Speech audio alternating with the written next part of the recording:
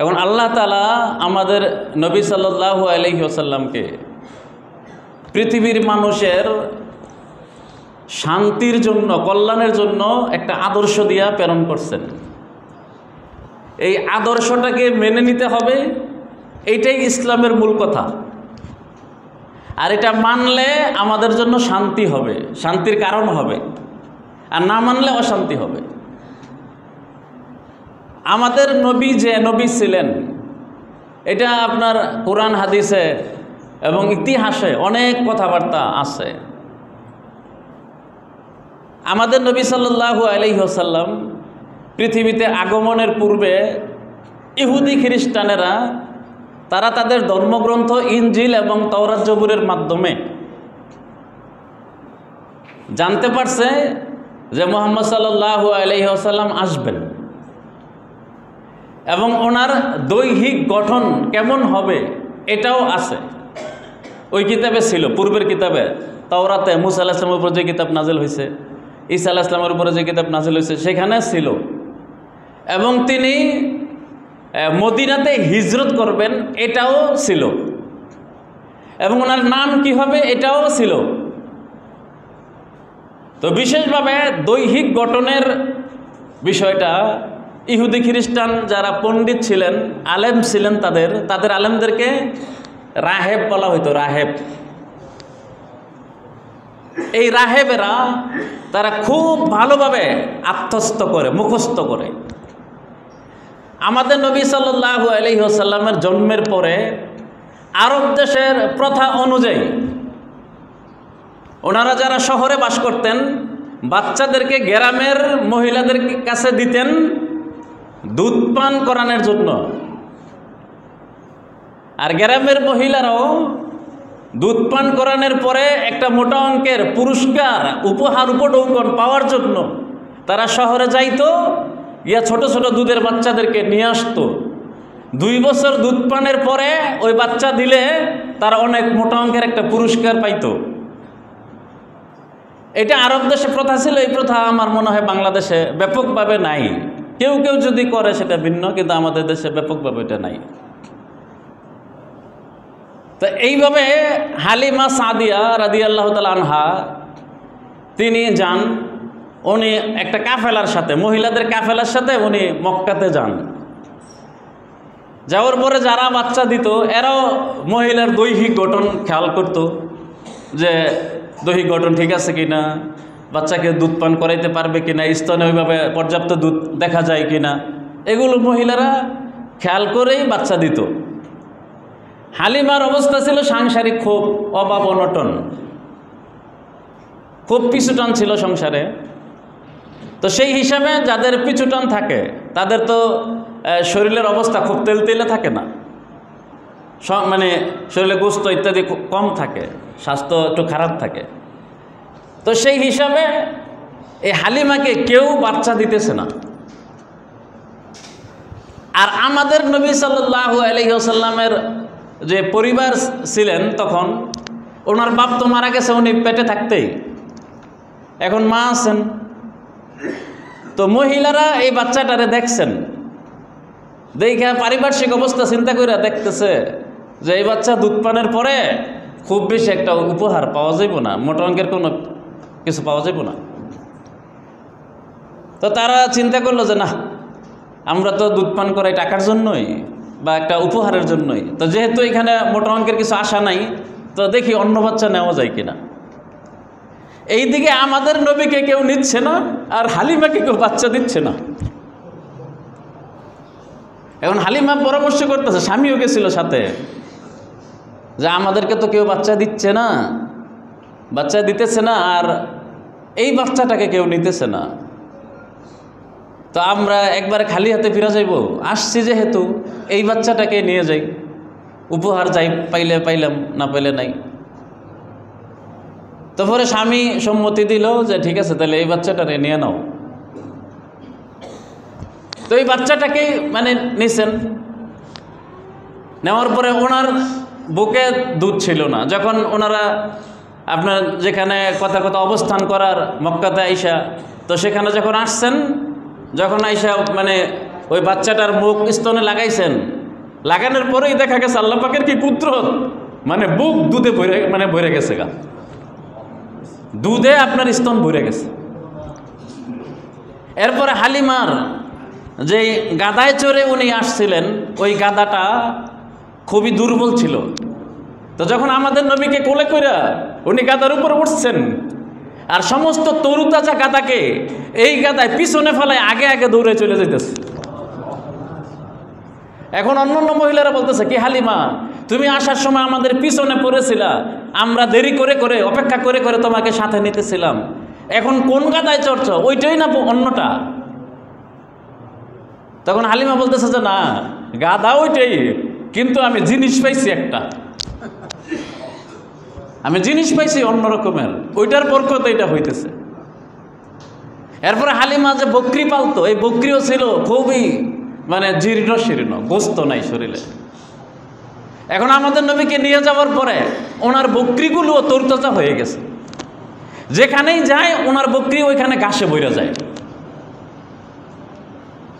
এইভাবে আপনার যখন 2 বছর পুরা হইল, তারা এই 2 বছর অনেক মানে বরকত অবলোকন করছেন, দেখছেন, পাইছেন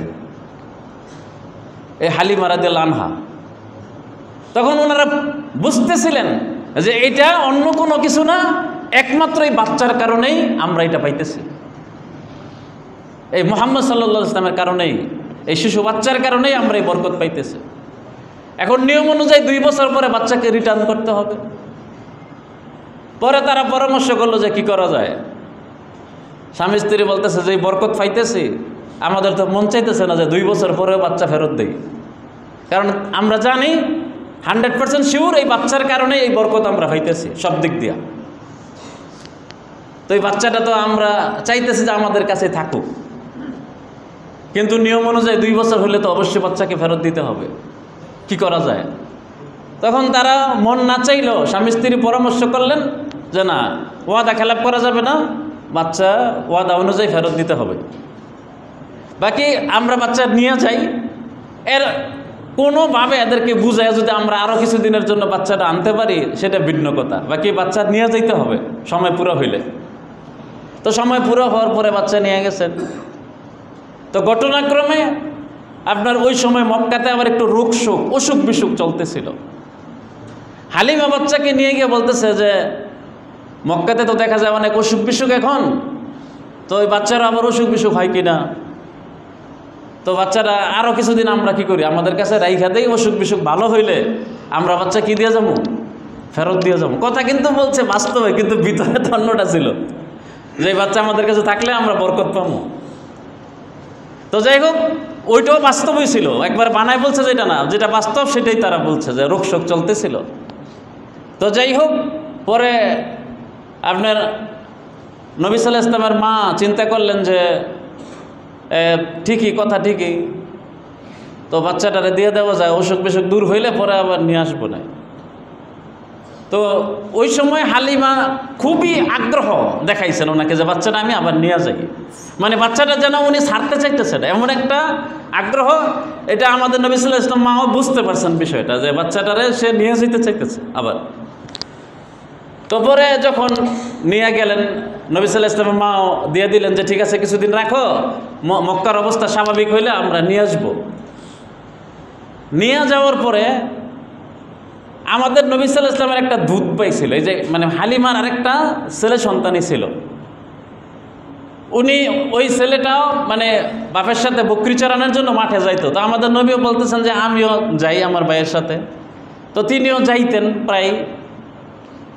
একদিন ওনার দুধ ভাই দৌড়ে আসছে, আইসা বলতেছে যে মা, আমার দুধ ভাইয়ের তো অনেক বড় সমস্যা হয়ে গেছে, মনে হয় আমার দুধ ভাইয়ের মেরে ফেলতেছে কোনো মানুষ আইসা, তুমি তাড়াতাড়ি ওই বকরির ওইখানে মাঠে চলো তাড়াতাড়ি। তো পরে বলতেছে যে কি হয়েছে কি হয়েছে, পরে বলতেছে যে 2 জন লোক আসছে সাদা কাপড় পরা, আইসা আমার দুধ বাইরে দইরা শোয়াইছে, শোয়াই আমি দেখতেছি তারা পিঠের উপরে বুকের উপরে বৈশা বুককে মানে ফাড়তেছে এমন এক অবস্থা। তো তুমি তাড়াতাড়ি, এই অবস্থা দেখে আমি দৌড়ে আসছি তোমার কাছে, তুমি চলো। তো পরে হালিমা দৌড়াইয়া গেলেন, গিয়ে দেখলেন আমাদের নবী মানে জমিনের আইলের মধ্যে বৈশা রয়েছেন। বসে রয়েছেন কিন্তু খুব ভারাক্রান্ত, খুব পেরেশানিতে আছেন, এমন 2-2.5 বছরের বাচ্চা, ছোট বাচ্চা। তো পরে জিজ্ঞেস করলেন, কোলে রয়েছেন যে বাবা তোমার কি হয়েছে? পরে বলতেছে 2 জন লোক আসছে, আইসা আমার শোয় আমার বুক ফাইরা ফেলছে। বুক ফাইরা বুকের ভিতর থেকে কি জানি বাইর করছে, বাইর করে আবার ওইটা ঢুকাইছে, ঢুকাইয়া আবার এটা জোড়া লাগাই দিছে, আমার বুক জোড়া লাগাই দিছে। তখন তো উনি অনেক ভয় পেয়ে গেলেন যে ওরে বাপ রে বাপ, বলে কি এটা, বুক ফাইরে ফেলছে। ওই যে আমরা সিনাচাক বলে এটাকে, কি বলেন এটা, তখন 2-2.5 বছর বয়সে এটা ওনার হয়েছে।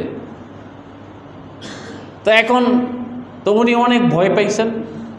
ভয় পাওয়ার পরে মানে উনি তো এর ভিতরে তো বরকত কুদরত যা দেখার উনি দেখতেছেনই, এবং ওনার মনে হইতেছিল যে এই বাচ্চাটা কোনো কি না, স্বাভাবিক কোনো বাচ্চা না, এটা অবশ্যই এটা অস্বাভাবিক কোনো বাচ্চা। তো তিনি কি করলেন যে কি করা যায়, তখন ওনার ব্রেনে আসলো যে আমাদের এদিকে কবিরাজ বলি না আমরা, কবিরাজ, যে কবিরাজ ওই জমানায় আপনার এই নুজুমি বলা হইতো, নুজুমি, গণকের কাছে নিয়ে যেত।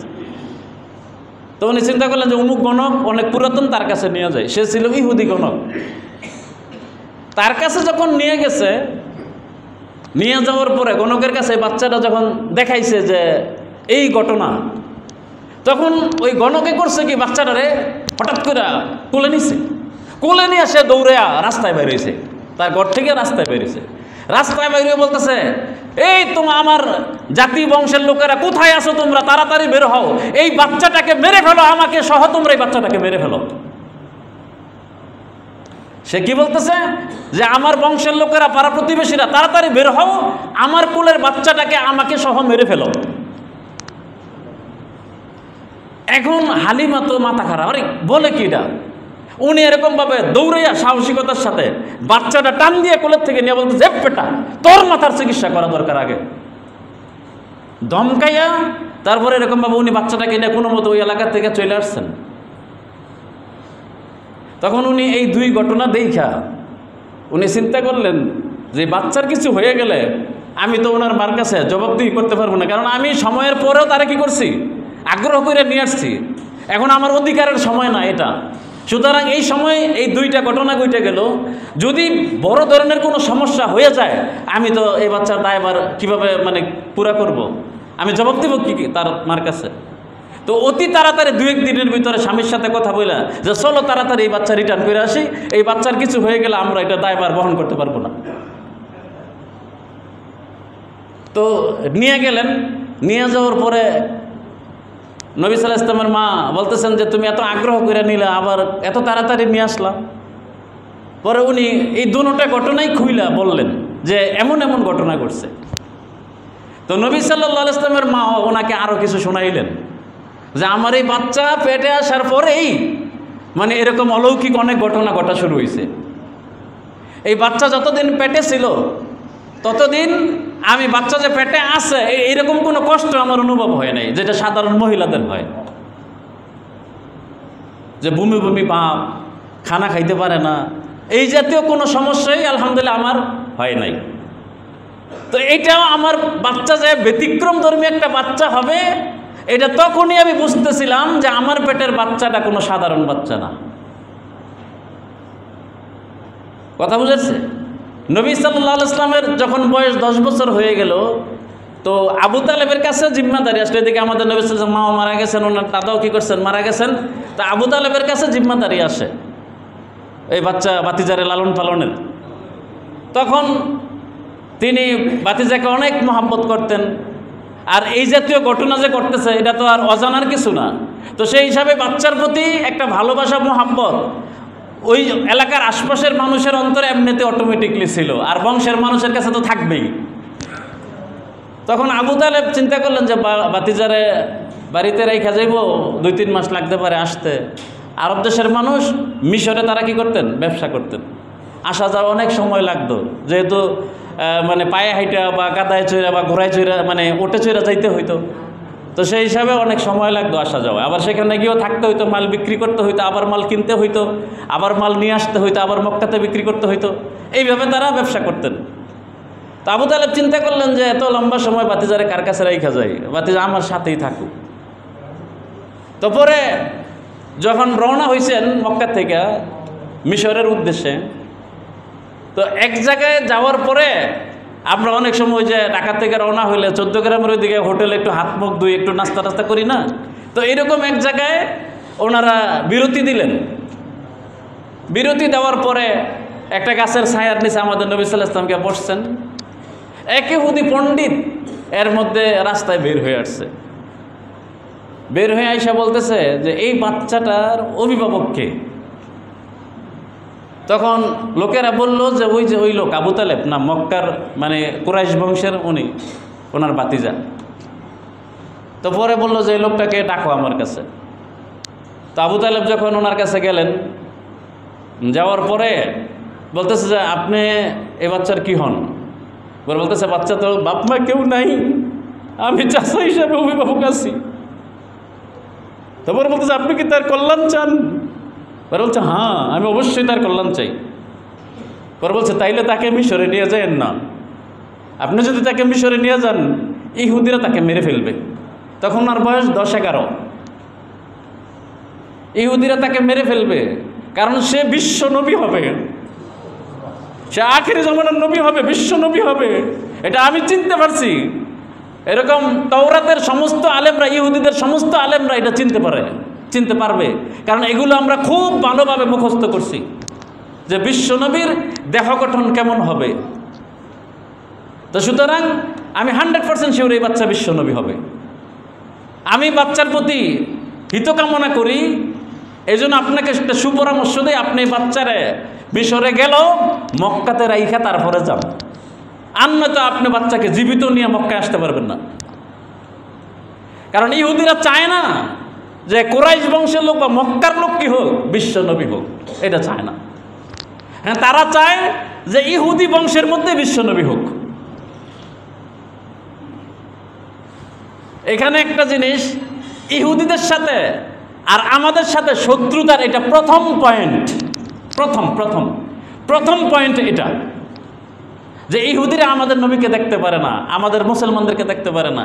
কারণ তারা চাচ্ছিল বিশ্বনবী হবে, তবে সেটা যেন আমাদের মধ্যে হয়।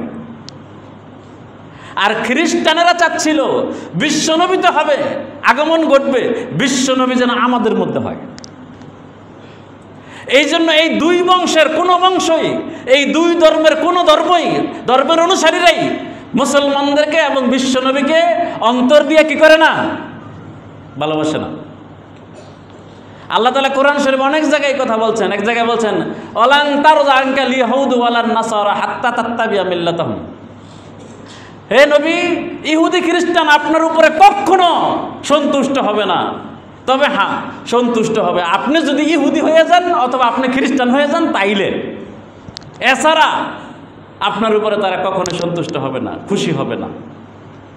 কিন্তু আমরা আফসোস মুসলমানেরা আমাদের স্বকীয়তা, আমাদের নবীর মান মর্যাদা বুঝি না। কথা বুঝেছে? এই জন্য আমরা ইসলামকে বোঝার জন্য মানে কি করি, চেষ্টা করি। আল্লাহ তাআলা আমাদেরকে ইসলাম বুঝার, আমল করার তৌফিক দান করেন।